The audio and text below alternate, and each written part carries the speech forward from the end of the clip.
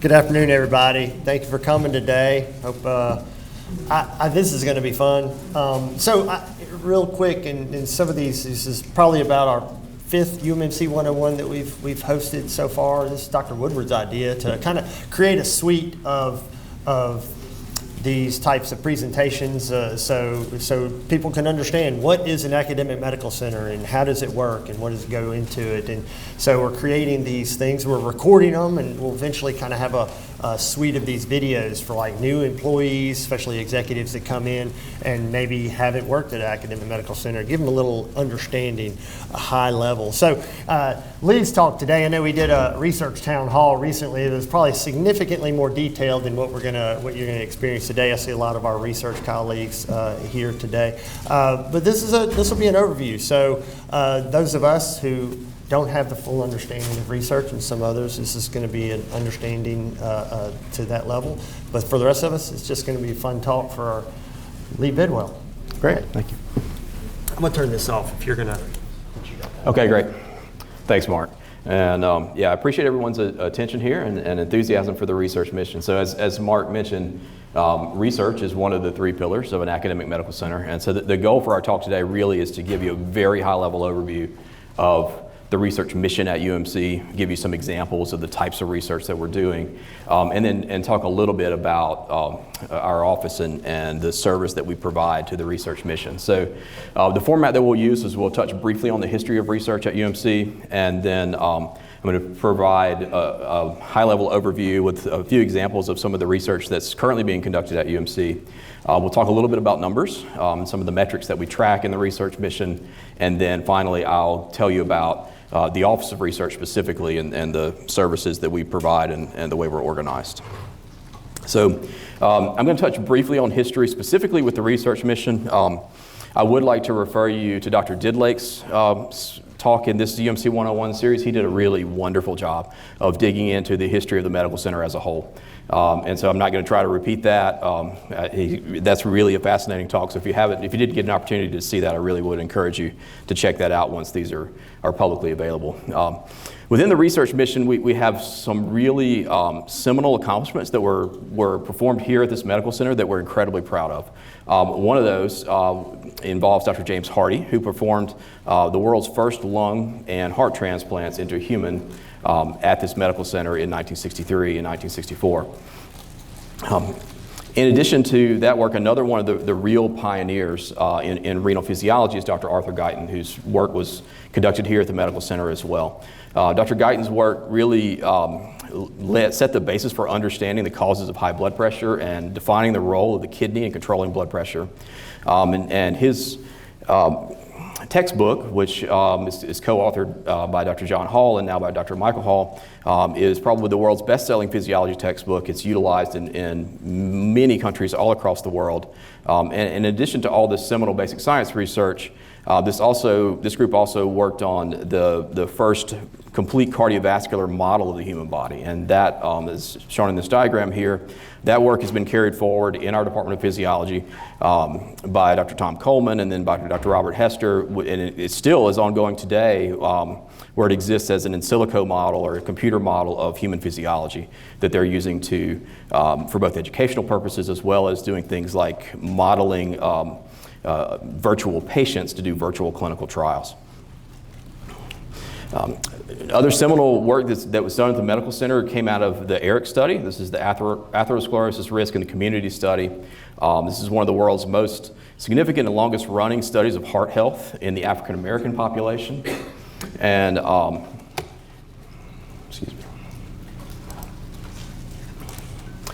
this study started in 1987 with 16,000 participants in 4 communities, including Jackson.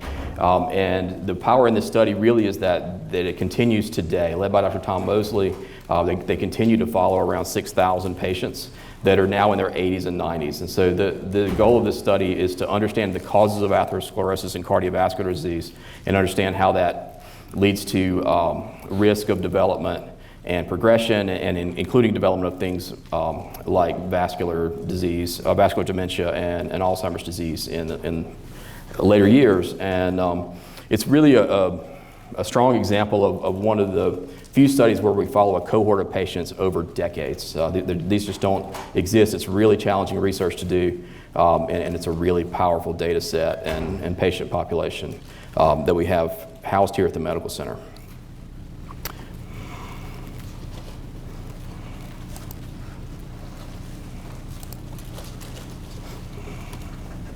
And out of Eric also rose the Jackson Heart Study. So this started in 1998 as part of Eric, and this is the largest single-site community-based epidemiologic investigation of environmental and genetic factors associated with cardiovascular disease among African Americans. So if you're familiar with the Framingham study, this is often described as the Framingham study for the African American population. This is currently led by Dr. April Carson. And in addition to the research that's being conducted in this study, they're also involved in community engagement and outreach, promoting a healthy lifestyle amongst this patient population. And this is a collaboration between Tougaloo College, our medical center, Jackson State University, and the State Health Department. So to put this in perspective in the research, sort of the timeline of UMC, so the medical center was established in 1955 as the medical school moved from the Oxford campus to our campus here in Jackson. Seminal research has been done at this institution since that time, including Dr. Guyton's work starting in the 50s, Dr. Hardy's first transplants in the 60s, the Eric study we discussed beginning in the 80s, and the Jackson Heart study from that in the 90s. More recently, we've made some additional advances that I'll talk about in more detail in the later slides, including the establishment of the Clinical Research and Trials Unit, which was UMC's first clinical research focused unit, opened in 2019, and then in 2021 was our first year to secure more than $100 million in sponsored federal funding. And I will note that that number doubled from 2015. So we've been in a period of rapid research growth over the last decade or so, decade and a half at the medical center. And this is a publication that's several years old now, but I wanted to include it because it really reinforces the idea that even though we're a small institution, we really have a big impact in the research mission. So this was a 2016 publication that looked at research publications per dollar invested by the National Institutes of Health. And you can see that these top institutions, what are considered top research institutions in the country, average about 5 or 6 papers per $1 million in NIH funding, whereas at UMC we publish about 10 papers for that same amount of money. And so the emphasis here is on the efficiency with which we do research and the high impact that we're having. Demonstrate that this institution really is a very good investment for research at both the federal and industry-sponsored level. So I'll shift gears a little bit and tell you a little bit about the types of research that are ongoing at the medical center. It's best to understand that by thinking about research on this translational spectrum. So biomedical research we think of as a spectrum from what's called T0 to T4, T0 being basic science studies, preclinical studies, all the way up through animal studies, especially for drug development work, or understanding disease biology. And then we move to T1, which are phase 1 clinical trials, and T2, which are phase 2 and 3 clinical trials that are really evaluating efficacy and safety of candidate drugs. The next phases are T3, which are phase 4 trials and outcomes research, and then T4 research, which is population level, community level engagement, really translating the research to the community. So the goal in all of the research mission is to find new knowledge, develop new treatments, develop new ways of delivering care, and then ultimately translate that to the community so that we improve the healthcare outcomes of the people of our state. And so I'll walk through these and tell you a little bit about what's going on campus in each of these spaces. So the first is the T0, so the basic science research. So this exists all over campus, and we're very strong in this space. There are 3 basic science departments in the School of Medicine. Those are cell and molecular biology, pharmacology, and physiology. And there's a wide array of research that's being done in these departments. So the cell and molecular biology department, for example, is conducting research on biophysics, DNA repair, RNA processing, microbiology, immunology, embryonic development, all the way to cancer biology and drug development and drug delivery. Similarly, pharmacology has a really robust research portfolio that includes research in preeclampsia, heart disease, kidney disease, obesity, polycystic ovary syndrome, immunology. And in the physiology department, there's a wide range of research ongoing, including obesity, studies of obesity, heart disease and heart attack, liver disease, kidney disease, lupus, the in silico physiological modeling that we talked about before, and preeclampsia and fetal programming. In addition to these three basic science departments, there are also a number of research faculty, basic research faculties spread across the School of Medicine clinical departments. And these faculty are working on a wide variety of diseases, including drug addiction and treatment. That group is primarily housed in the psychiatry department. We have a strong research interest in hearing loss here, housed in our otolaryngology department. We have interest in neurotrauma and stroke research, housed in our neurology and neurosurgery departments, among others. And then there's a large focus, for example, on pregnancy disorders and on neonatal health in our OBGYN, our surgery, and our pediatrics departments. And this basic research is supported by extramural funding in several ways. One of those is through what are called research project grants. These are individual research grants to the institution to fund a single project in a single lab. And that's kind of the core of the research funding that we have. But in addition to those research project grants, we also have a number of larger programmatic grants that fund research at a higher level and that fund infrastructure development. For example, we have 3 grants that are called COBRES, Centers of Biomedical Research Excellence. So this is a program funded by the NIH that provides infrastructure to build both core facilities and to support faculty to do these research projects. So we have 3 COBRE grants on campus currently. The oldest one that's still active is Dr. John Hall's Cardio-Renal and Metabolic Disease Research Center. This grant is currently in year 11, and these COBREs are phased. This one's in phase 3. The focus of this grant is on obesity and cardiorenal and metabolic diseases. We also have the Center of Excellence in Perinatal Research. This is led by Dr. Jane Reckelhoff, formerly chair of cell and molecular biology and currently faculty in the pharmacology department. This grant's in year 7, phase 2, and it's focused on perinatal disease. And then our newest COBRE is the Molecular Center of Health and Disease, led by Dr. Mike Garrett, who's the current chair of cell and molecular biology. And this grant just started this year. It's a little different in that it's disease agnostic, but it's focused on employing innovative molecular and physiological approaches. So it's very much techniques and technology focused.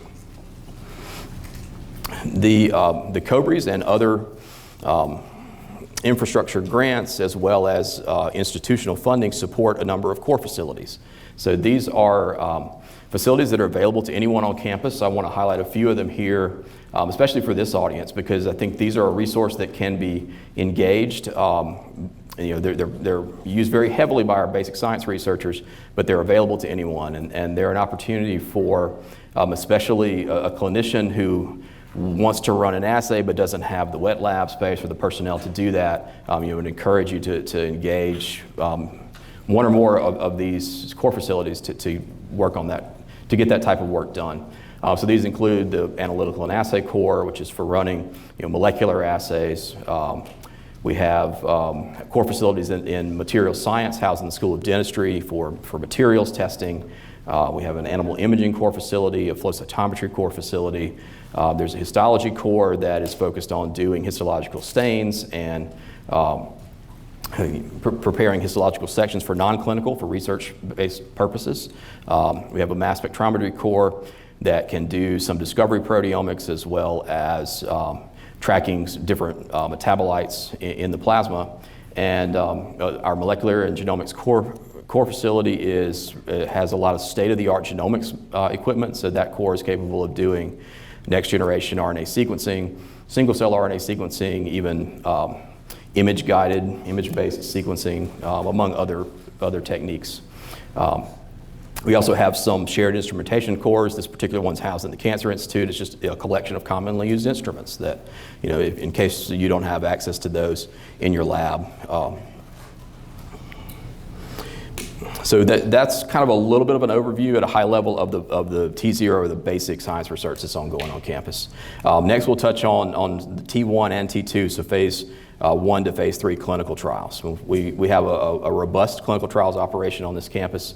There are a few resources I'd like to highlight around that space, and I'll also just call out a couple of trials, please don't take offense if your work is not listed here. I'm just trying to provide a high-level overview of the types of things that are ongoing on campus. So the first resource that I will mention is one that I mentioned before, and that's the Clinical Research and Trials Unit. So this is a 22-room suite on 7th South in the main hospital that opened in 2019. It includes inpatient, outpatient rooms, an infusion center, a research pharmacy, and a research lab. So this is a really state-of-the-art space for performing clinical research. And that space is dovetailed nicely with our clinical research support program, which provides resources by the way of research nurses, coordinators, regulatory specialists. This group was created in 2016 and is led by Dr. Galen Marshall to address clinical research staffing and expertise. In addition to that infrastructure, we also have a large NIH grant that supports clinical and translational research. That's called the Mississippi Center for Clinical and Translational Research, that's led by Dr. Joey Granger. The goal of this grant is to really develop infrastructure and people resources around clinical and translational research. So it provides funding for core facilities, as well as funding for especially early career clinical faculty that are involved in research. And then we have quite a number of large clinical trials and individual clinical trial activity all across campus. I'll just highlight a couple of these. The first is the Mississippi Pediatric Clinical Trials Network. This is an NIH-funded study by Dr. Mark Major and Charlotte Hobbs that is providing access to clinical trials to the medically underserved and rural pediatric population. And most recently, the Children's of Mississippi Neonatal Research Group, led by Drs. Bott and Famiad, designates UMC as a clinical center for the National Institute of Child Health and Human Development, their neonatal research network. So now we're in network with the NICHD, and we have the ability to participate in clinical trials that are run, federal trials that are run by that group.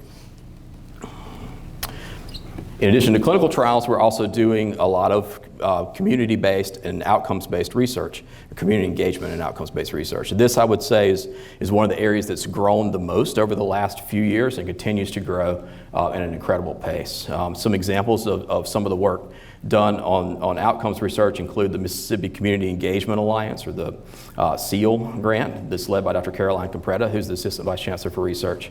This is an NIH-funded study that's addressing health disparities around COVID-19 in the community in Mississippi. We are home to the STRIDE study, which is studying risk and improving disparities of cervical cancer in Mississippi. This is led by Dr. Carol Ann Risley in the School of Nursing. That is a collaborative team science-based effort to address cervical cancer in Mississippi.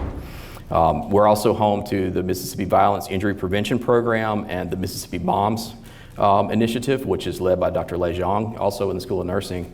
And these are NIH, there's two different grants, NIH and HHS funded research to address violence prevention and causes of domestic violence among women in Mississippi.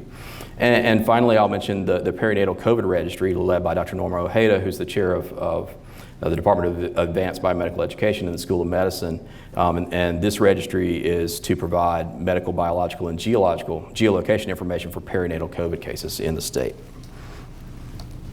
So that's just a sort of high-level overview of the research that is conducted at UMMC, all the way from basic science through community engagement research. I'll touch a little bit on research numbers and research performance metrics. We track a number of things around the research mission to track how well we're growing, how well the initiatives that we are implementing are affecting the research performance on campus. I'm just showing you numbers here for FY23. So as an institution, we submitted 350 proposals and we received 311 awards. That equated to about $97 million in total funding. And the graph on the right shows you the breakdown of that. About half of that is directly from the NIH, and most of the rest is other federal sources. We do get a significant funding from private organizations, and there is a bit of an asterisk on this graph, and that is that 1% in industry there. That's actually an effect of a change in the way we're reporting these grants. So if you are really in the weeds and you're used to tracking these numbers and you're used to seeing UMC between 100 and 110 million a year, that hasn't changed, but we've changed the way we're recording and reporting those industry-sponsored grants. And this is actually an underestimate. So this is one of the projects we're working on this year, is to really accurately track the industry-sponsored funding that we're taking in. But I think our real number is somewhere between 100 and 105 million this year that we actually did in extramural research. And that, in addition to that, that included activating 58 new clinical trials and publishing almost 1,200 research manuscripts, and we had 2 patents granted in FY23. So that's a little bit about all of the research that's ongoing on campus. I'm going to shift gears now and talk about our office, and I'll give you just an overview of how we're structured and what services we provide. And I'll start by talking about introducing you to myself. So a lot of you may not know me. I'm new to the role of Associate Vice Chancellor for Research. I started July 1st, but I'm not new to Mississippi. I'm not new to the medical center. So I grew up in Greenwood, in a little town just down the road called Edabina. If you're familiar with the Central Delta region, that's where I'm from, in the LaFleur County area. I went to Ole Miss for undergrad, did a degree in biochemistry, completed that in 2002. As part of that process, I had to conduct research as part of an honors thesis, because I was pre-med and in the honors college. And when I did that, I got in a research lab and I fell in love with it. And I decided, you know what, I'm not going to go to medical school. I'm going to pursue a career as a research scientist. And so in pursuit of that, I came to UMC in 2002 and enrolled in our graduate program in the Department of Biochemistry. Dr. Raucher, who's in the top, was my mentor for my PhD. Finished my PhD in 2007, and through a series of circumstances, ended up staying here at UMC for a fellowship in 2010. And I was really fortunate in 2011 to be recruited as an assistant professor in the Department of Neurology. And I think Dr. Big is here, and I'm forever grateful to him for that, sort of taking a chance on a kid right out of school. I've been in the neurology department ever since. I still remain there as my primary faculty appointment and as the research division chief. In my free time, I enjoy woodworking. I like to be outdoors. This is my family, my wife Josie and my 2 boys, Caleb and Campbell, who are 15 and 12. We like to travel together. I like to spend time on her family's land. She has a place up in Carroll County, shown in that second picture. That's kind of where I go to get away and decompress. And then also have a wood shop in our house, so I'd like to do woodworking projects and furniture making. And then a little bit about my lab too, so you kind of know who I am and what perspective I'm which perspective I'm coming at this job. So I'm a basic scientist. I do drug development research. So in that spectrum that we talked about, I live in the sort of the right-hand side of the T0. Our lab in general takes knowledge about the basic science of disease etiology and tries to apply that by developing novel therapeutics to treat these diseases. And we work in a lot of different disease areas, and we collaborate with a lot of people on this campus and across the country and across the world. But you can kind of divide our lab's research up into 4 buckets. So I'm not going to get into the details of all of this, but just to kind of tell you a little bit about what we do. We work a lot in kidney-targeted drug delivery, so we're developing drug carriers that target the kidney specifically, and we're trying to develop new treatments for things like chronic kidney disease. I'm showing you a picture here of a pig kidney, and this is our drug distributed in the renal cortex and in the medullary vasculature of this kidney. We also work in pregnancy, so the drug delivery technology that we use, we discovered that it doesn't cross the placenta, so this is a really powerful way of making therapy during pregnancy safer. So we can take a drug and attach it to our carrier, and it won't cross the placenta, the baby won't see it. You're seeing a picture here of a rat. That's a rat baby and a rat placenta, and you can see our drug in the placenta but not in the pup. We do a fair bit of work in both neurotrauma and stroke as well, trying to develop neuroprotective agents that can preserve brain tissue and preserve function after either traumatic brain injury or stroke. I'm showing you here, this is a rat that's been given a stroke and our drug delivery to the site of the infarct and the stroke. And then we've done some work as well in the ocular space where we're developing eye drops and trying to apply trying to achieve corneal penetration of drug carriers. And this is a picture of a corneal epithelium and corneal stroma, where the green is our drug penetrating into the stroma of a rabbit eye. So that's me. Our office is divided up among 5 sort of service-oriented offices. So myself and Caroline, as the Assistant Vice Chancellor, oversee this group. These include the Office of Animal Welfare.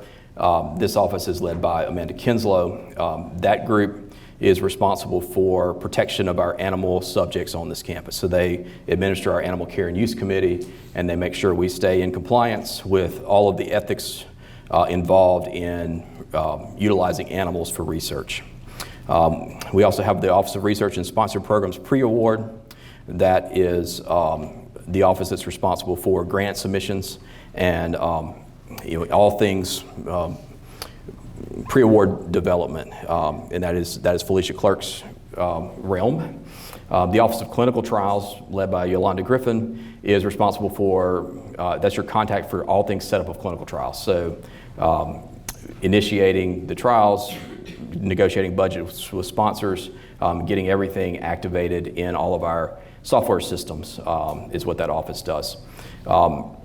And they work closely with the Human Research Office, led by Chris Moore. That group is overseeing our Human Research Protection Program on campus, including our IRBs and all of our human subjects research. And our newest office is the Office of Intellectual Property and Commercialization. We have a new tech transfer director. Her name is Angela Grayson. The role of this office is to protect intellectual property around our research, so file patents, file trademarks, and then ultimately to commercialize that research, whether that be directly marketing our IP to potential licensees, or also assisting faculty in forming spin-out companies and working on marketing their own research, which is also a process that I've done myself and have some experience in. And so we're not going to talk about that today in any detail, but if anybody has questions about that, I'm happy to get into that as well. Also not shown on this slide are all of the research centers. So ultimately, we are responsible for oversight of the research centers on campus. Those are numerous, and they're supporting all of those types of research that I mentioned before. And we also oversee the Institutional Biosafety Committee as well, which covers biosafety in the labs around campus. And the last thing I'll do is talk a little bit about our strategic plan. So the Medical Center is currently operating on a 5-year strategic plan goal through 2025. And goal 5 of that plan is to strengthen research programs. And so what we do each year is identify a series of goals for that year toward fulfillment of this ultimate goal of strengthening research programs. And so our goals for this current fiscal year, we have 4 of them. The first is to establish an equitable faculty compensation and performance plan for our non-clinical research faculty in the School of Medicine. So within the School of Medicine only, we have 117 faculty that are research faculty. We recently rolled out a research enhancement policy that sets a very high bar for research performance amongst those faculty. And the goal for this is to develop a compensation plan that matches that really fairly and equitably compensates those faculty for meeting those performance metrics. And so that's a process that we're just beginning. We're going to be engaging stakeholders within the research faculty to get feedback and begin to form a plan around a compensation policy for research faculty that hopefully we will implement in FY25. Our second goal is to make strategic investments in faculty recruitment, especially in cancer biology. So I told you that we've been growing research dramatically over the last 20 years or so, and we want that to continue. So our office will assist with faculty recruitment for all departments. We now have resources dedicated to help with things like startup packages or startup equipment purchases that's available to anyone. So we are working with individual chairs on individual recruitments. But in addition to that, the Medical Center is also highly focused on growing our cancer center. So we recruited a new director of the cancer center, Dr. Rod Ricconi, this year. He started in May, and he's established a goal of developing an NCI-designated cancer center in 7 to 10 years at the medical center. To do that, that's going to require a huge investment in people resources. We're going to have to bring in a lot of additional research faculty, as well as engage in more cancer clinical trials. And so we've just begun that process. We've launched our first round of recruitment in cancer biology. We're onboarding faculty now with that. And that's a process that we plan to continue. And not only in the School of Medicine, but also we've been engaging the School of Population Health in this effort. So we have our first cancer SOPH faculty member joining us in January, and we hope to develop a plan with SOPH and the Cancer Center to grow more cancer-focused population health faculty as well. The third goal is to evaluate our clinical trial operations and management and identify areas to improve efficiency. So I told you we're doing a lot of great clinical trials on this campus, and over 200 are on the books. They're done all over campus in every department. There are multiple stakeholders. And what such a large operation creates are opportunities for inefficiencies or redundancies that are may be unnecessary. So the first step in this process was to engage an outside consulting firm. We're just wrapping up that engagement now, and we'll be considering their suggestions moving forward and creating a task force of people that are involved in clinical research across campus to help us look through these suggestions for improvement and increasing efficiency and work through that. I will mention that the first step in that is going to be recruiting a new role within our office, and this will be the Senior Director for Clinical Research. And so the idea behind this role is to have a staff member in the Office of Research that is really focused all day, every day on clinical trials and looking at the operations of clinical trials across campus and identifying ways that we can make things work together better. And that includes having our software better integrated, different software packages better integrated, having different groups that are doing clinical research across campus better integrated, maybe establishing some common processes, and maybe even on the business side, centralizing some things, including some of the invoicing and back-end financial management of these trials. And the last goal is to evaluate and prioritize our opportunities for expansion, renovation, and modernization of research space, including lab and vivarium space. So if you don't ever get to see the north side of campus, you may not know this, but we have a really excellent research space on this campus. I actually just traveled to another nearby School of Medicine that will remain nameless, and it gave me renewed perspective for the quality of our research space that we have on this campus. It's a great thing, but I told you that we want to expand, we want to grow. And in order to do that, we got to make sure that we're using our space effectively, and that we're identifying areas that need renovation, that need modernization, or where we have opportunities for expansion. So the first step in this is going to be just a comprehensive audit of all of our research space. So leaders, chairs in the room will be hearing from us very soon. We're going to just ask you to identify your department's space, and this is just an informational audit for us so that we have an accurate, current accounting of all the research space on campus. And from there, we can really decide on strategic investments, where we want to focus any resources on renovations or expansions. And then we're also looking at our vivarium space. So all of that T0 research, a lot of it involves animal subjects research. And this is one of the places on campus where we are the most crunched. We're basically full. And if we want to continue to grow and bring in new faculty, we're going to need to make some more animal housing and vivarium space available. So that group is currently looking at opportunities to both optimize the utilization of our current space, as well as bringing space back online that's been sort of taken offline in the vivarium.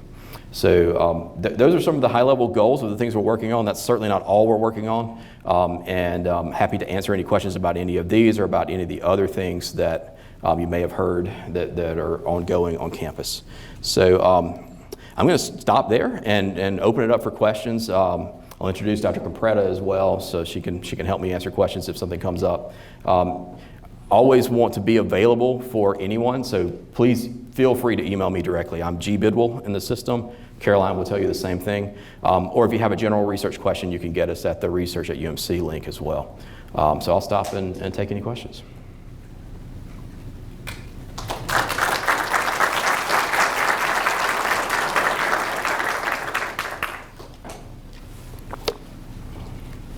Lee, I think it would be good. Could you talk about how the research mission area intersects and overlaps with the other mission areas? Absolutely. So I mean that's incredibly integrated. So there are examples where the research mission area integrates with the clinical mission, not only in clinical trials but also in ways that even the basic science research can assist with the clinical mission. A great example of that is the COVID pandemic. So a large portion of the sequencing of COVID variants that happened in the state of Mississippi happened in our genomics core on this campus. So, and they've got a project now also where they're going to begin doing whole genome sequencing on babies in the NICU, looking for maybe genetic causes of disease in that population. The education mission is incredibly integrated with research. So that includes not only education of new researchers through our School of Graduate Studies, but also integration of medical students, dental students, the allied health students, nursing students, all into the research mission in various ways. So there's lots of programs for that, including summer research experiences and targeted research experiences within those schools. I would refer you to Dr. Rogers and Dr. Goff for the specifics of those, but I'm happy to talk through those as well. But we really are an academic health center where all of the mission areas are integrated.